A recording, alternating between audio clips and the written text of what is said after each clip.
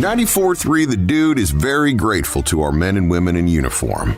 We're proud to recognize local members of our military by turning the spotlight on them right now in our Soldier Salute. I'm your host, Sergeant First Class Retired Don Sorensen, and on today's Soldier Salute, I'm speaking with United States Army Colonel Retired Kevin Shwedo. Kevin, tell me about yourself. Well, I spent about 32 years in the Army as an infantryman, moved 24 times in 32 years, and never found the assignment I didn't love. And what have you been doing since you got out? I really didn't know what I was going to do when I get on out, but I was listening to, interestingly, Governor-elect Haley looking for an individual that couldn't spell the word politics to put on her cabinet, and always looking at a challenge, and as any service member is, not the most politically correct person of the bunch. I jumped at the opportunity just to get an opportunity to interview and fell into the greatest job that I'd had since. And that would be the director of the Department of Motor Vehicles. Everybody's favorite person. Your last posting with the United States Army, you were the Deputy Commanding Officer of the U.S. Army Training Center, Fort Jackson. Tell me a little bit about that. Well, it's a great job, and I'll tell you why it's a great job. Your ability to influence people is probably at its greatest when they are most formative. Most people are unaware of how much training Fort Jackson is responsible for. Every year, the fort trains up to 50,000 basic combat training soldiers and 20,000 other servicemen and women. And why do I say servicemen and women? We train sailors who perform missions as soldiers because we don't have enough soldiers to go into deployment areas. So we give them a basic combat training experience, and every 3 weeks send about 100 to 150 off to Iraq, Afghanistan, and Djibouti. We train the Army and the Navy's chaplains. We used to train the Air Force's chaplains as well. We actually have advanced individual training for both the finance school and for the Adjutant General Corps, and that's 20,000 people total. So 70,000 people coming through Fort Jackson every year training, and you have an opportunity to influence each and every one of them if you get out to training and spend time with the troop. One of the things that I used to think myself was that Fort Jackson was just a basic combat training installation. But once I moved to Columbia, South Carolina, I realized of how many different aspects of training that the Army covers. Everything from, at one point, you trained recruiters. I believe that's moved now. It moved to Fort Knox, Kentucky, but for probably 10 years, we trained all the Army's recruiters. We now train all of the Army's drill sergeants. So they start at Fort Jackson, and we send them to Fort Sill, Fort Benning, and Fort Lost in the Woods. and that wasn't your first time at Fort Jackson, though, was it? You were the commander of one of the largest training battalions at one point in your career. We said we moved 24 times in 32 years. I've never been assigned any place twice except for Fort Jackson. So from 95 to 97, I commanded the 2nd Battalion, 13th Infantry Regiment, 1 battalion, and then I came back in the 98 through 2000 time frame and commanded the 1st Brigade, which is now the 193rd Infantry Brigade. Actually, it was 2000 to 2002. And then in 2007, I was asked to come back to, if you will, my culminating position as the Deputy Commander at Fort Jackson. Colonel Shwedo, during my career, I never really went to the same installation more than once. So to come back repeatedly, is that the reason you decided to settle in the Columbia area?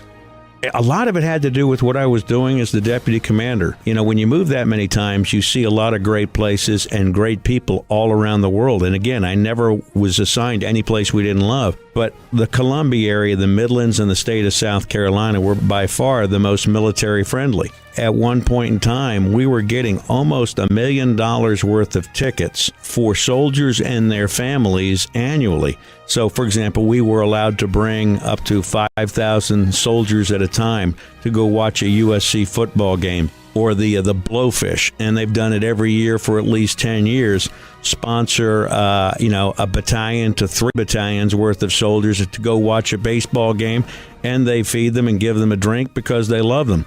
We've been invited to a number of concerts and hockey games and other things, and that doesn't happen in most places. I hate to say it, but, you know, when everybody says we're there to support the soldier, it's as deep as the 50-cent bumper sticker that they put on the back of their car.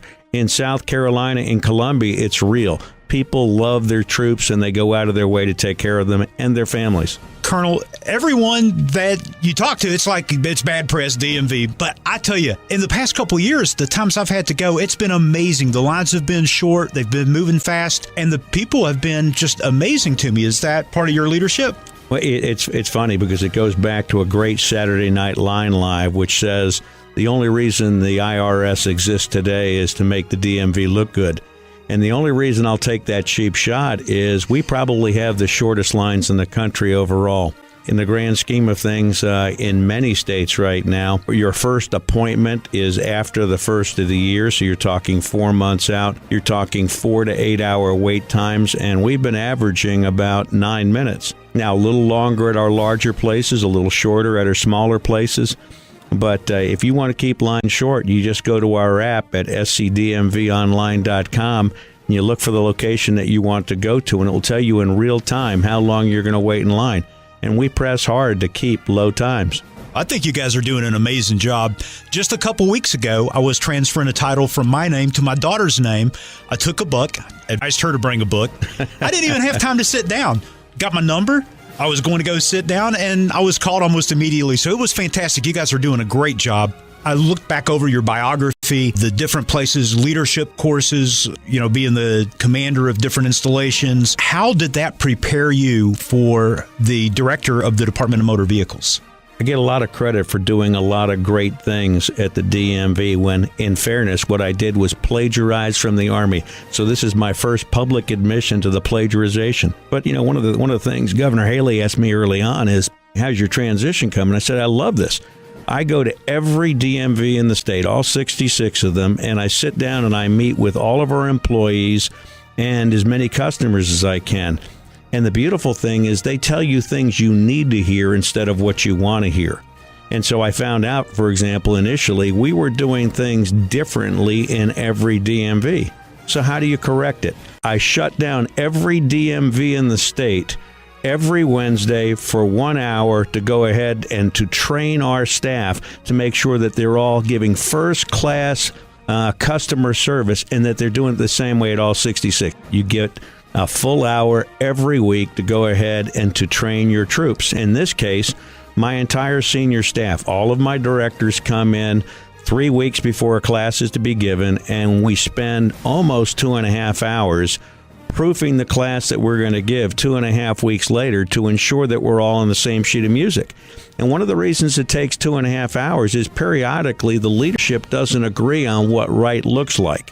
So we will actually change our SOPs, we'll change our way of doing business and implement updates based upon feedback from the bottom up instead of the top down.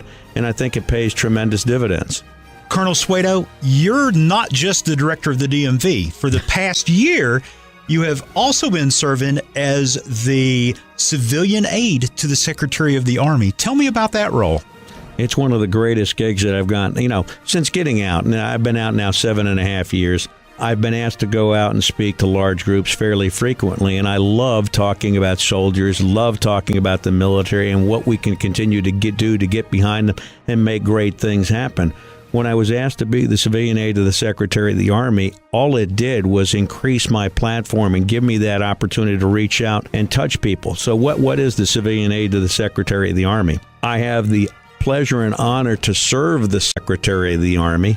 I can go out and represent him in public affairs anywhere in South Carolina and certain parts of Georgia to make sure that I am getting the Secretary's words out. I never try to second guess the Secretary. It's not my job. My job is not to become confrontational. It's to listen to what the community says and get the word back so that there are informed decisions being made. And probably more importantly, to take the Secretary's message and the Army's message out to the community who may not ordinarily have access to it. And so that, as a result, causes me to serve other people. So Thanks for joining us in our Soldier Salute, presented by Little Pig's Barbecue. Serving Columbia since 1963 with that bodacious buffet. By Lexington Guns and Shooting Range. Veteran owned and operated. By Carolina Honda Powerhouse. Motorcycles, ATVs, and side-by-sides with discounts for all military personnel. And Dominion Energy.